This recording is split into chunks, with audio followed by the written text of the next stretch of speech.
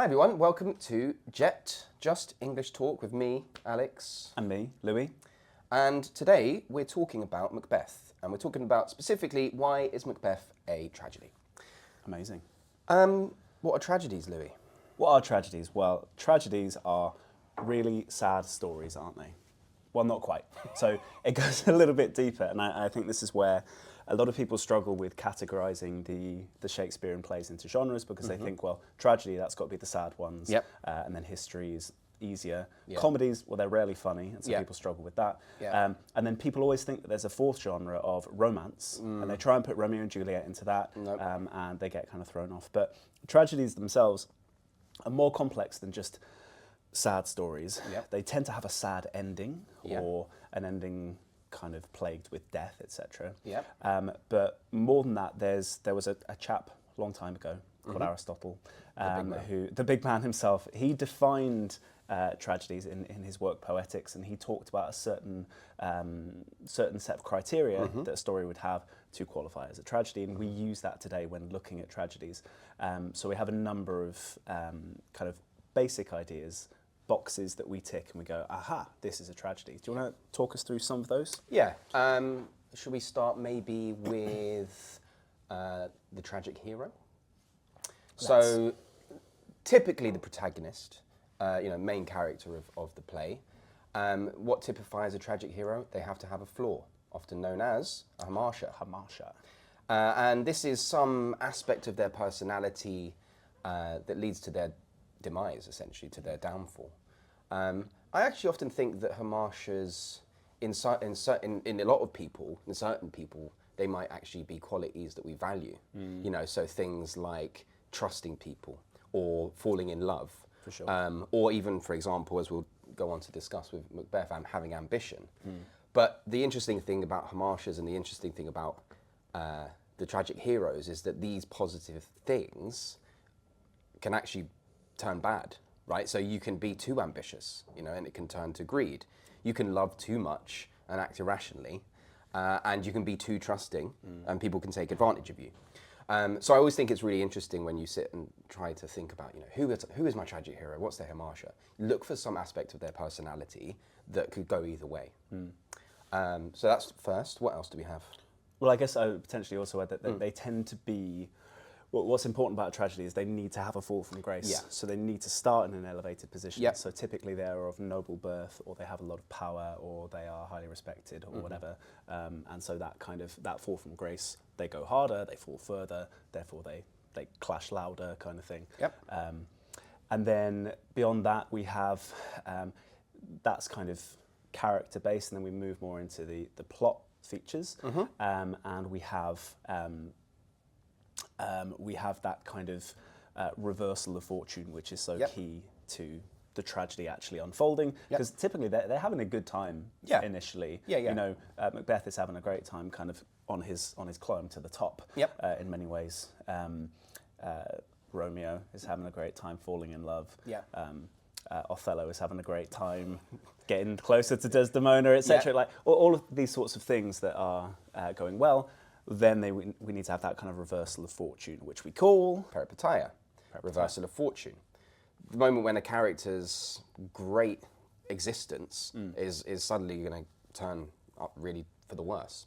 And we sit there, don't we, as audience members, and for some reason, maybe because we're twisted people, whatever it might be, we kind of enjoy this. We like seeing things go wrong. We do, like Schadenfreude, right? Yeah, and tragedies feed audiences that opportunity to experience safely.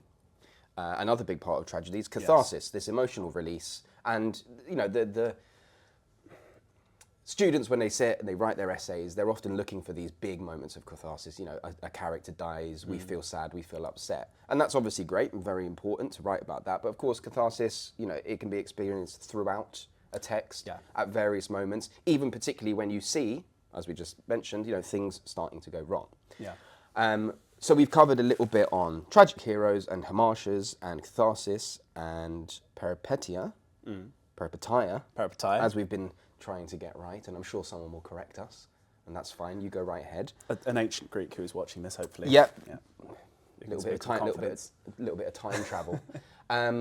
And that leaves anagnorisis. Yes, anagnorisis. So really kind of importantly is it wouldn't work for the story if we just had that reversal of fortune. We watched it, we felt the catharsis. We need the character, we need that tragic hero to feel it. And that moment of feeling it and recognizing it is what we call the anagnorisis. They recognize that reversal of fortune and they go, yeah, I messed up here. Snap. Yeah.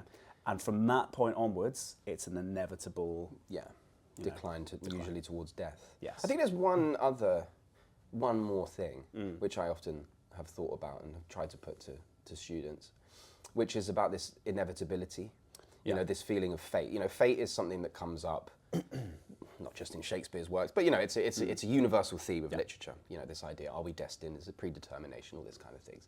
And I think that tragedies, for so many reasons, number one, plays, they don't change, right? You can't change the play. The play has the way it was written, the way it, you know, concludes, and that's the play. You know, so it happens the same way every single time it's performed, right? You can't stand up as an audience member and shout to Juliet, oh, you know, he's not really dead, you know, or Romeo, you know, whatever it might be. You can't change these things, right?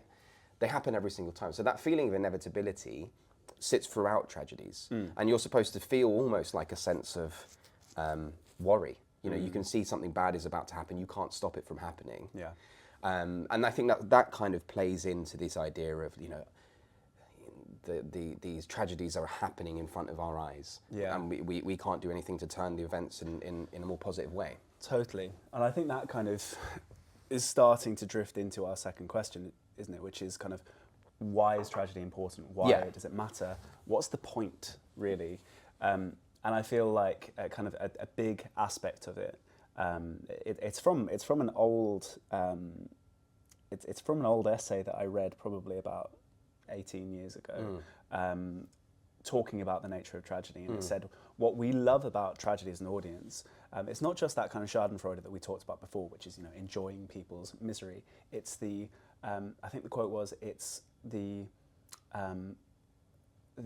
awareness or the consciousness of our own unscathedness. So the fact that we are safe from this. We are watching it, okay?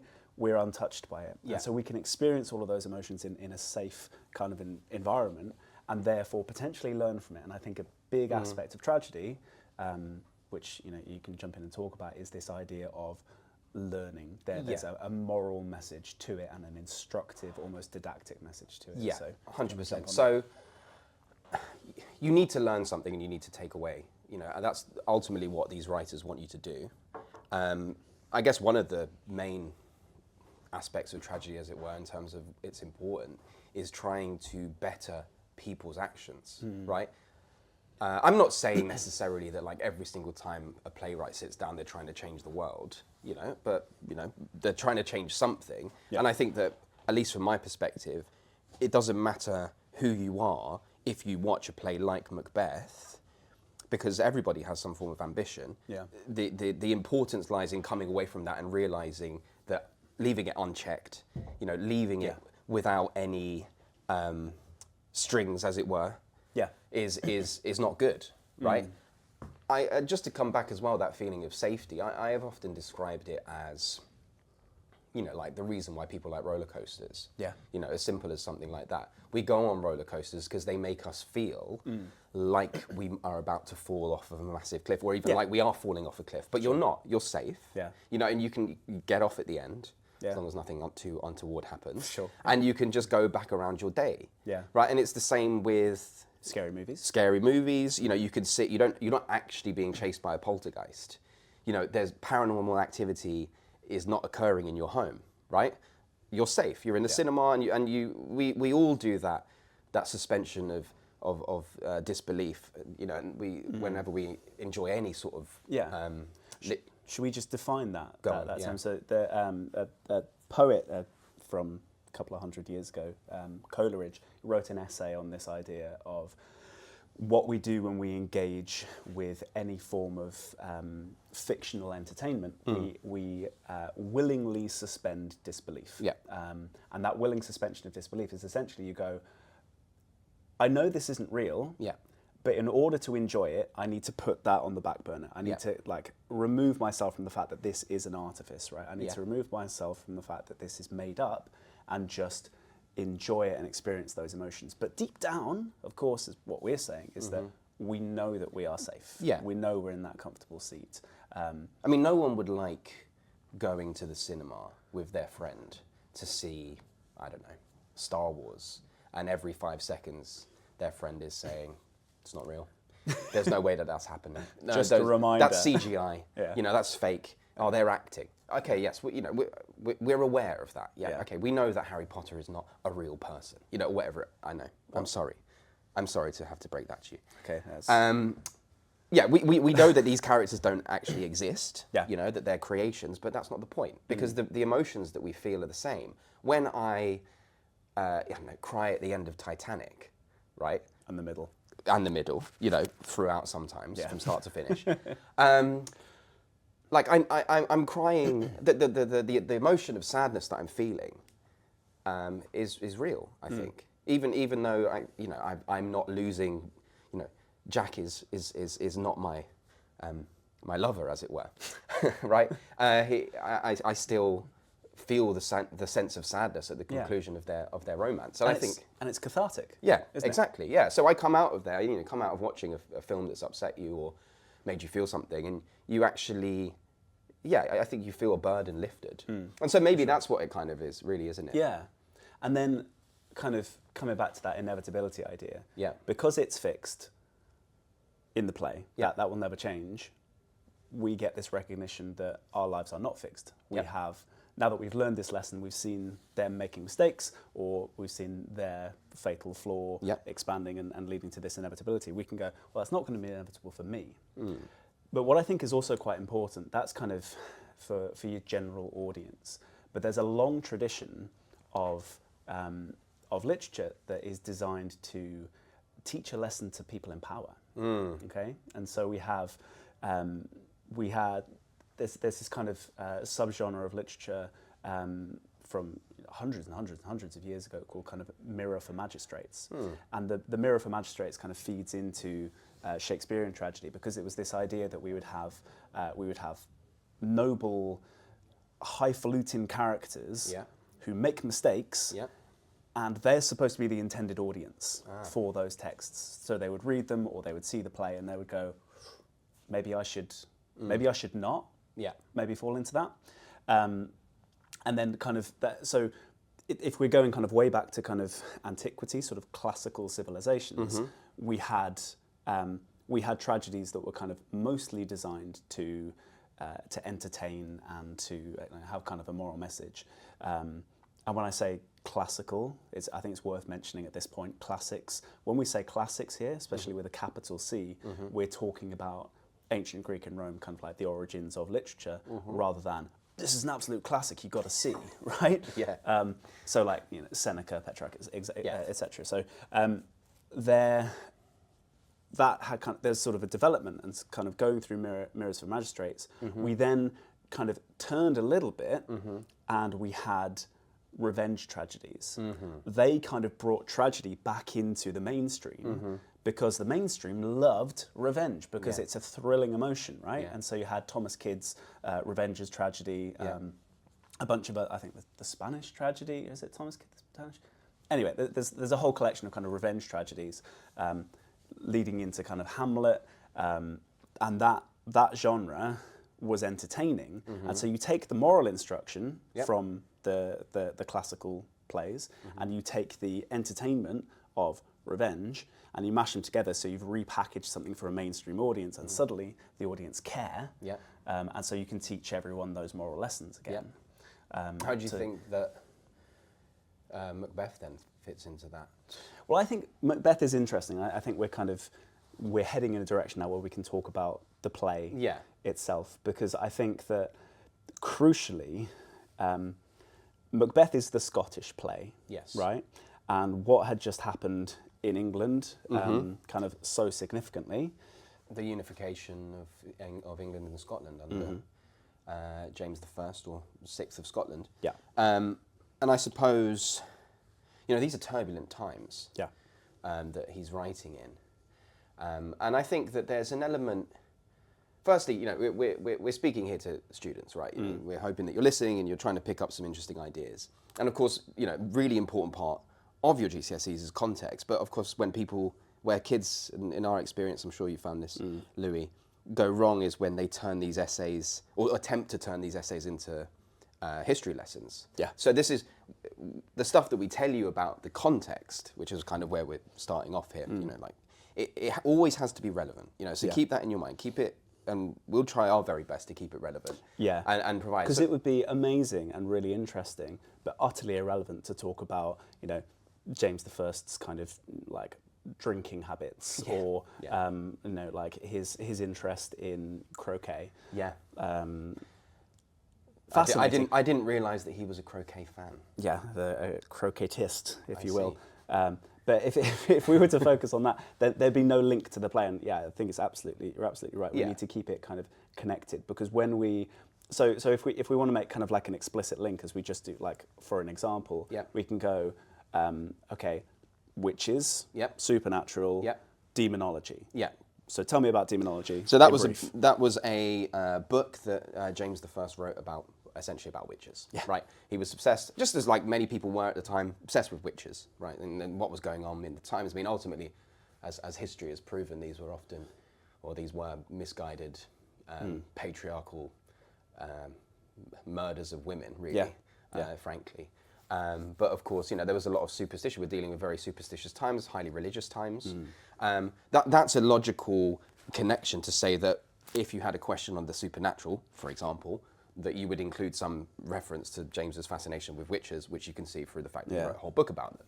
And kind of really crucially there, the connection is, or the question to make the context relevant is, why would Shakespeare essentially endorse this idea of witchcraft? Is he saying to his new king, I'm with you. Yeah. I'm with you, my guy. I'm concerned about this too. Yeah.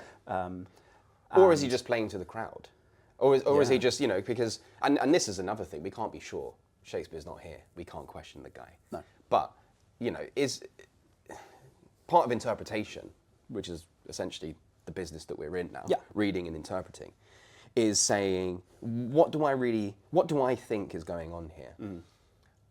I can't say that off the top of my head, do I know whether Shakespeare was a big either witch believer or you know, witch denier, you know. So he's got to have another motive, right? Yeah. Of something to do with his king. Was he flattering? Yeah. Was he going, you have my allegiance? Because crucially, the Chamberlain's Men, which is Shakespeare's original kind of outfit of actors, the people who put on his plays, they became the king's men, meaning that they had the patronage of the king.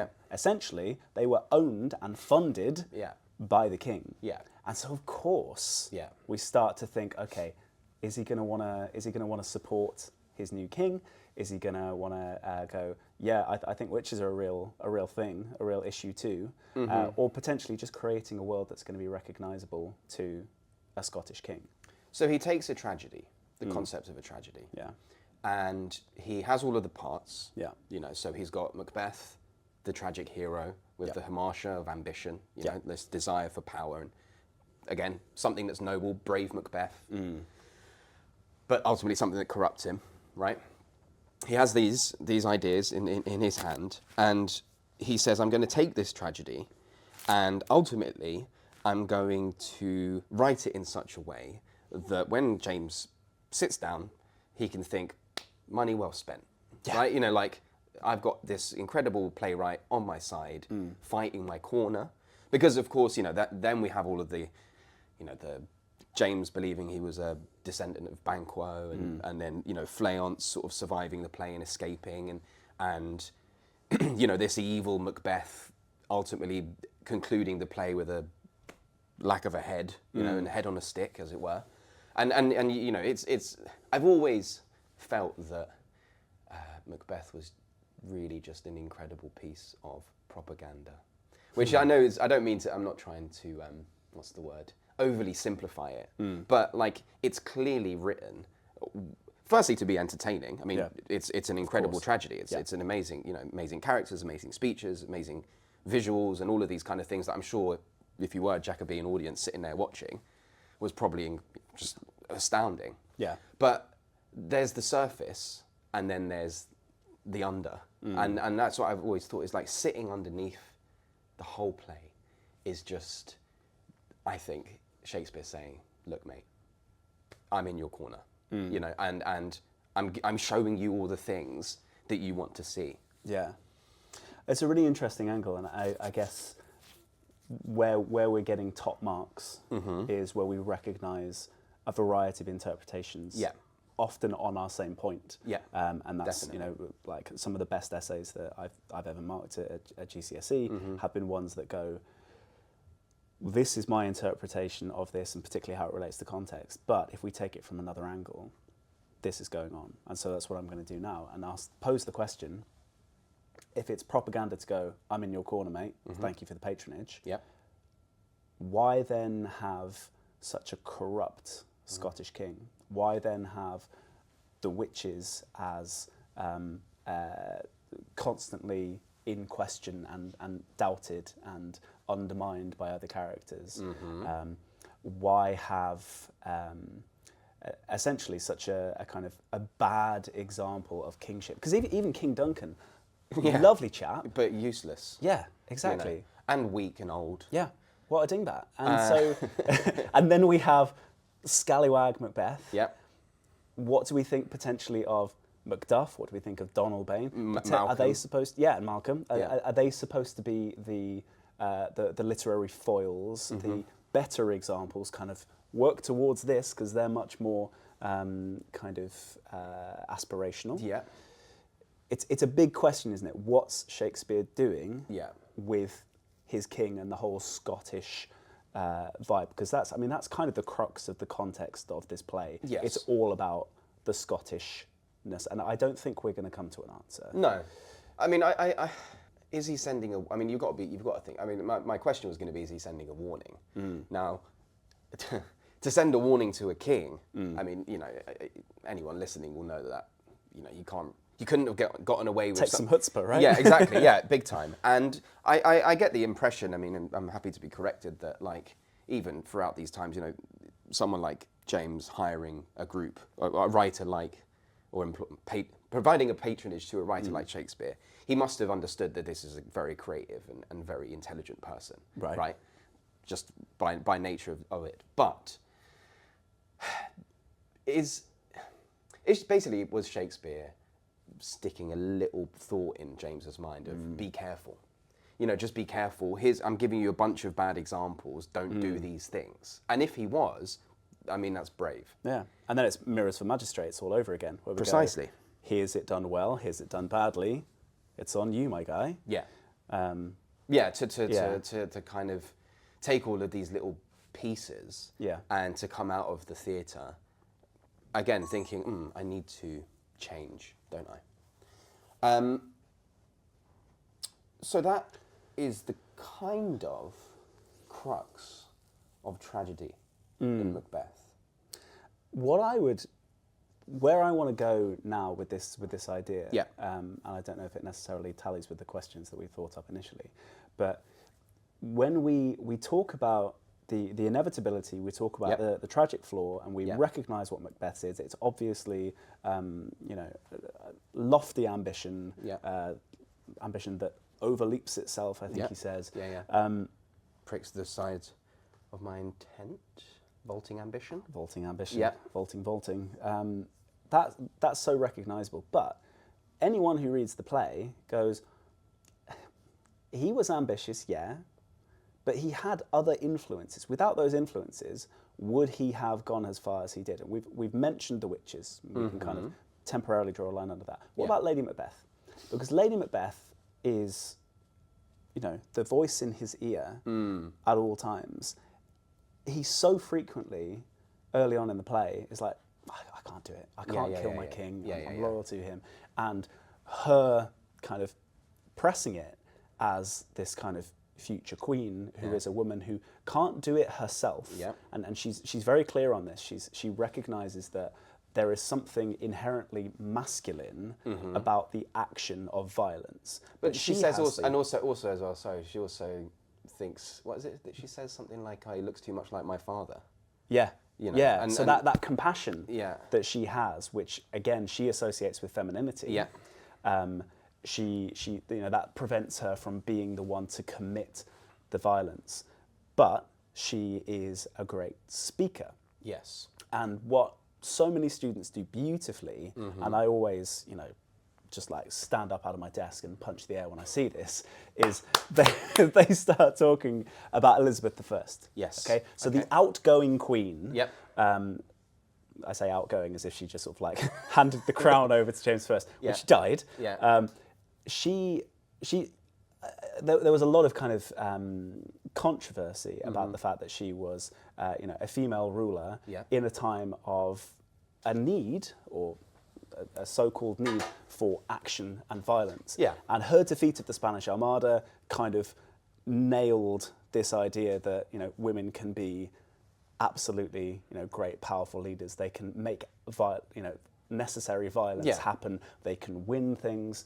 And so when students make that link and they go, okay, we've got like this kind of we've got this James character in Macbeth, and we've got this Elizabeth character in Lady Macbeth, and they start making those links, and it's really interesting. And a quote that I've seen hundreds of times, more times than I've seen the original, so I've probably forgotten what the original quote is because I've seen it in so many iterations, is Elizabeth I is giving a speech to the troops at Tilbury, and she says, I may be a weak and feeble woman, but I have the heart and stomach of a king.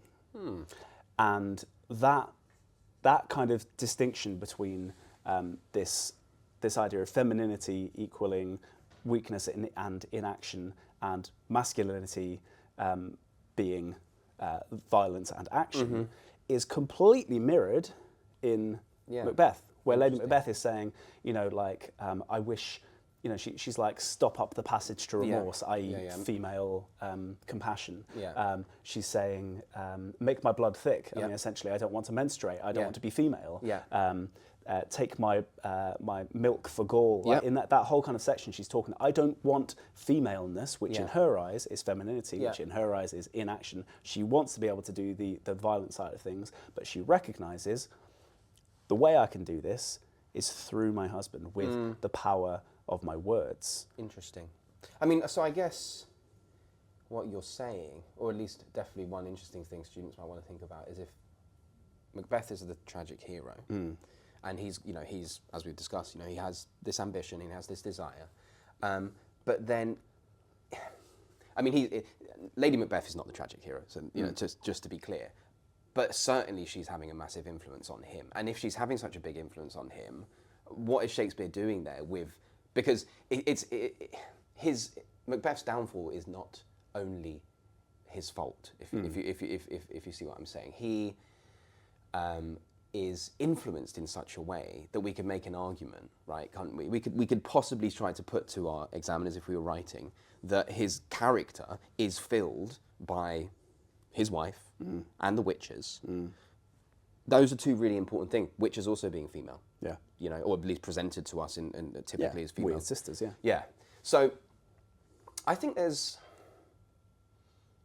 something to be said for really trying in essays to bring Lady Macbeth in. I know students often do, but of course, because the play is called Macbeth and because he is front and centre, and we learn his great quotes off by heart, and like the daggers and all these kind of things that unseeming from knave to chaps, and we have all these descriptions of him. Lady Macbeth can sometimes feel like an afterthought, unless of course in an exam you were given one of her speeches to write about, in which case obviously I'm sure students would then focus right in. You just want to see her in those essays, don't you? You want to see all the things that you've mentioned, her desire to shed her femininity, her desire to see her husband, not so full of the milk of human kindness, right? And all these kind of things. I think my big issue, if I had one issue with Lady Macbeth, and it's actually not an issue with her specifically, it's an issue more with Shakespeare, is that he presents us with this really fascinating female character, Yeah. right? Really interesting. And, you know, if you look at plays of that era, quite often the interesting characters were not women. Like, it was typically mostly only men. Yeah. So he finally provides this, like, multi-dimensional female character who does all these incredible speeches and has all of this interesting influence on her husband. And then she kind of disappears in the middle of Act 3. And then when she comes back, she's essentially lost the plot. Yeah. And then basically she just dies. Yeah. You know, and like he goes so far in presenting what could be this incredible woman. Yeah. And then he kind of just goes, bottles it. Yeah. Absolutely bottles it. I can't possibly have her continue this incredible trajectory Yeah. of character. I just need her to die. I feel like he wrote himself into a corner. Well, right, okay. Really? Yeah, yeah. He'd made too good a character and too strong a character in terms of like strength of conviction. And that he probably realised that if she was like that and by Macbeth's side for everything that followed, he probably wouldn't have had such an issue. No. He probably wouldn't have had his downfall. So we can argue that another aspect of his downfall is her absence. Even if she started the process when she first reads the letter and starts planning. Yeah. But Shakespeare. Are you talking about her down as in her death? Yeah. Yeah. Yeah.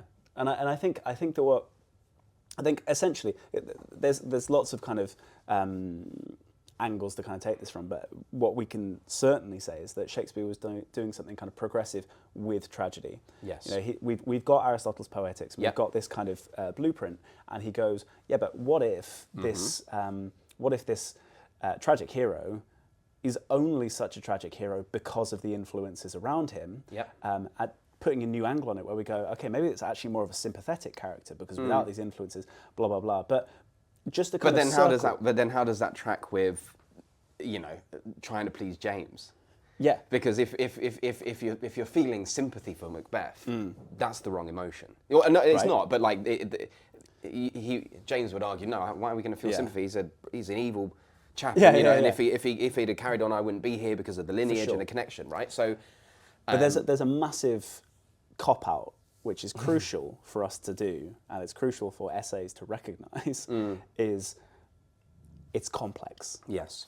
There is not one simple interpretation where we go, Shakespeare was doing X or he was trying to achieve X. And I think that the fact that we've come up with so many caveats to each of these ideas and we've gone, yes, this, but this, is part of the beauty of it. It makes it incredibly rich. And the yes, this, but also this is just such an important part of, you know, grade 7, grade 8, grade 9 essays. You know, there's no, because you've always got to remember, kids, you know, your examiners are English teachers. Yeah. Just like Louis They're us. We have been examiners. Yeah, exactly. Many years. And you know, English teachers want to see students exploring a wide variety of interpretation. And because, as you will have seen, you know, or listened here, there is so much to say that when students just offer, this is the one thing. Yeah. In my experience, that kind of, it overly simplifies, doesn't it? It 100%. overly simplifies, and then because it's overly simplified, you lose the nuance, which is just a word that means that the small details of what's going on. And if you miss the small details of what's going on, then how are you going to get the very top grades? You won't, because you've missed a massive part of something, right? Amazing. And I think if we've done, if I say it myself, a lovely job of going into some of the complexities and teasing out some of the details, and what we call problematizing, which is going, here is a simple interpretation, but, yes, and. If we were to kind of pull things back to kind of round things off here, and we were just to go, how is how is Macbeth a tragedy? Yeah. And we start ticking those boxes. So if we start very obviously, let's kind of have a nice takeaway from all of this complexity and chat. Great. Macbeth's hamartia. It's his ambition, right? And we can bring in those other ideas about it being influenced or mediated or modulated through the external characters. What is his peripeteia? It's got to be when he kills Duncan. Okay. Surely. Is that a reversal of fortune? Well, things are going great for him. Do you think it comes earlier? See, this is where I love peripeteia, because I wonder whether it comes later. Oh, okay. Because surely, if he has killed the king, become the king, he's improved his position. Yeah, I would say... I've always felt like peripeteia is like, once this occurs, there is no going back, right? So there is no... You can't turn, like the line has been crossed. Yeah. Yeah? And everything leading up to that, he could turn back at any point leading up to the killing. Yeah. And everything can be undone. Interesting. Right, but at the moment that he, slides the knife in, or however people visualize the killing,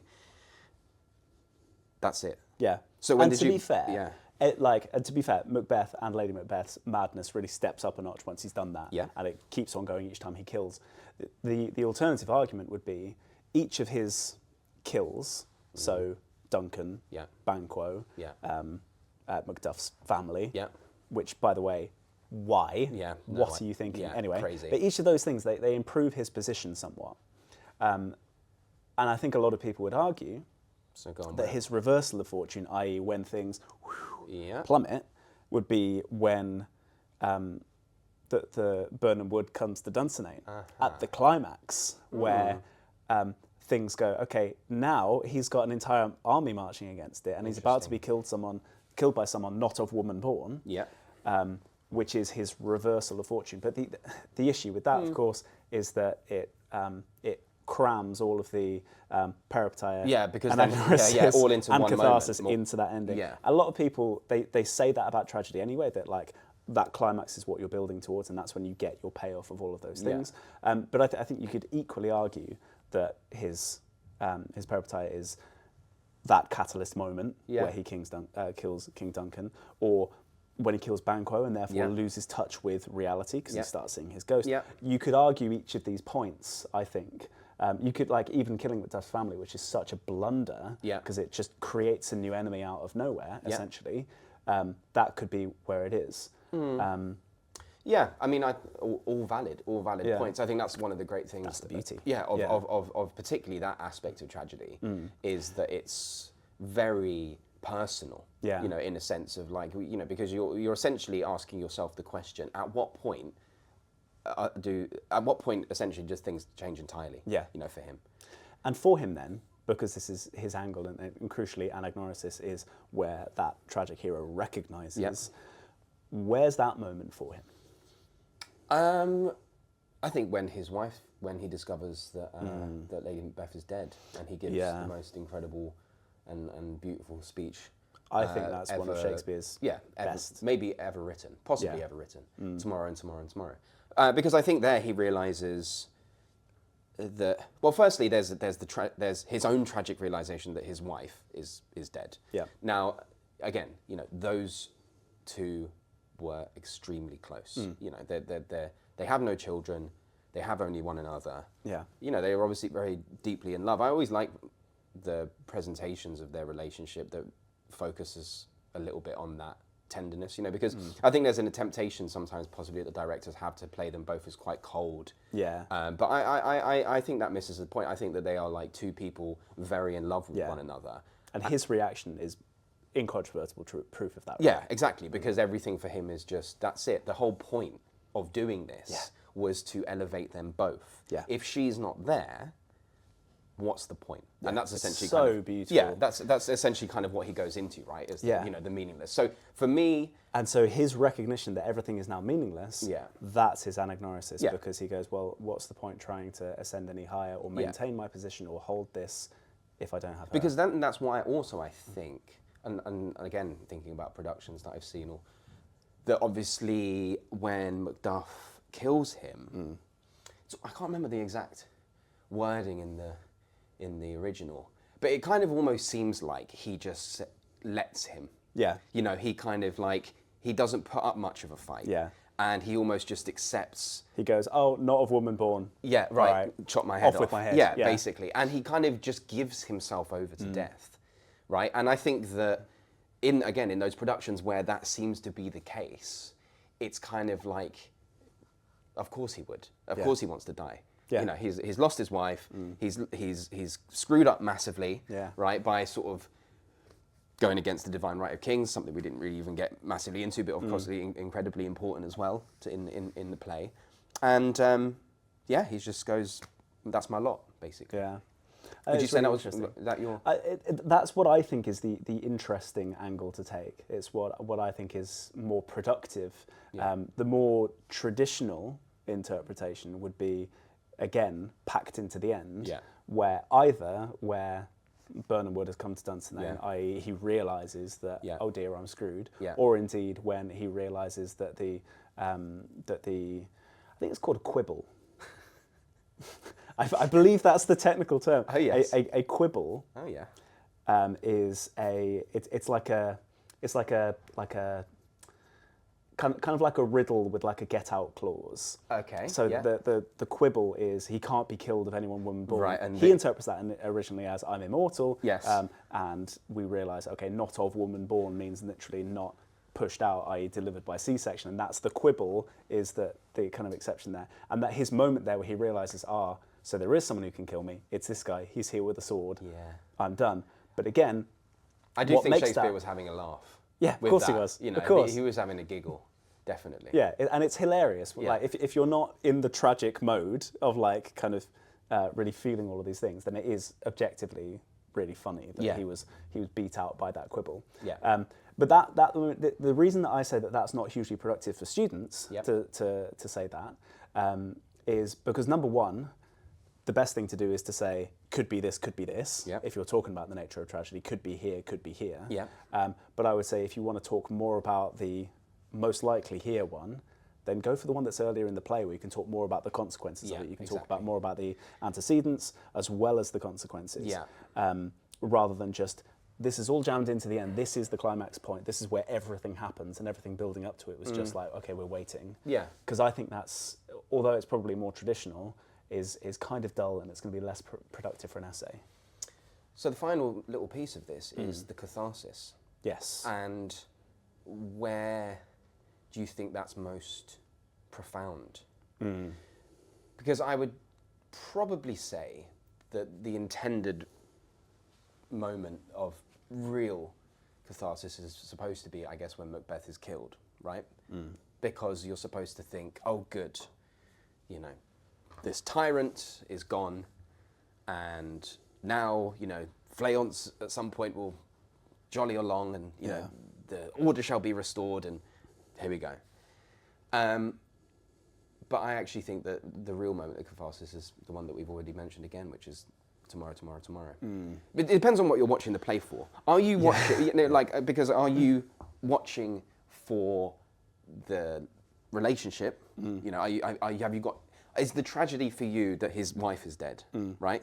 Or are you watching because you're more watching for the ambition and the kind of the power struggles and the kind of so it's kingly elements? Are you watching it for plot or character, I guess is what you're saying. And the plot would be like, okay, so obviously the catharsis is where the plot reaches its culmination and we have the death that allows things, you know, order to be restored, etc. But I mean, I'm more like you. I'm more invested in these characters. Yes. And so for me, again, that moment, and I think traditionally we talk about catharsis inspiring pity and fear in an audience, and I think that's quite important. That kind of way back in kind of the early literature on the theory of tragedy, they talk about catharsis inspiring pity and fear. It's not just an emotional release of whatever emotion has been built up. It's inspiring pity and fear. And I think that's quite significant that we go, the most piteous moment is, of course, that soliloquy, tomorrow. We keep on rabbiting on about because it's amazing. We should do a whole podcast. That's the next one. Just tomorrow. I mean, we can rename the podcast. Yeah, that's the new. It's no longer Just English Talks. Is just tomorrow. JTT. Nice. The tatat. Anyway, what was I going with that? You were going towards that being the moment of catharsis and sort of your you're more invested in character than you are invested in plot. Yeah, exactly. And so with that kind of soliloquy, we're feeling pity and we're feeling fear. Yeah. What does it mean to feel fear as an audience? That's, you know, it's a big discussion point. But but the nature of tragedy, it should inspire those emotions from the outcome or whatever. I mean, the these outcome is. texts are mirrors. You know, they're mirrors. You're supposed to see yourself in them, right? And you know, not to get overly sort of philosophical here. That's why we're here. But yeah, you bring yourself. You know, tragedy and literature and performance, whatever, all of these aspects, it's the triangle, isn't it? You've got the author, you've got the text, but all of this is meaningless unless you have the audience, right? And the audience is as much a part of the process, you know, because you're being performed to, but you're bringing yourself, right? And when you sit and watch these tragedies or you read them, it's supposed to make you reflect on yourself, right? And even in your small little way, you know, whatever it might be, your ambition to be, you know, captain of the football team, you know, your ambition to just, you know, have a nice house, you know, whatever it might be. Like, it's not too strange to think that plays and tragedies like Macbeth are supposed to just speak to you on a personal level, and that's kind of what we've alluded to at the end here, because depending on who you are, will depend on where these cathartic moments lie, right, and where even these moments of reversal of fortune and these moments of realization, because ultimately it's about you. You know, it's about you and your experience and what you've brought.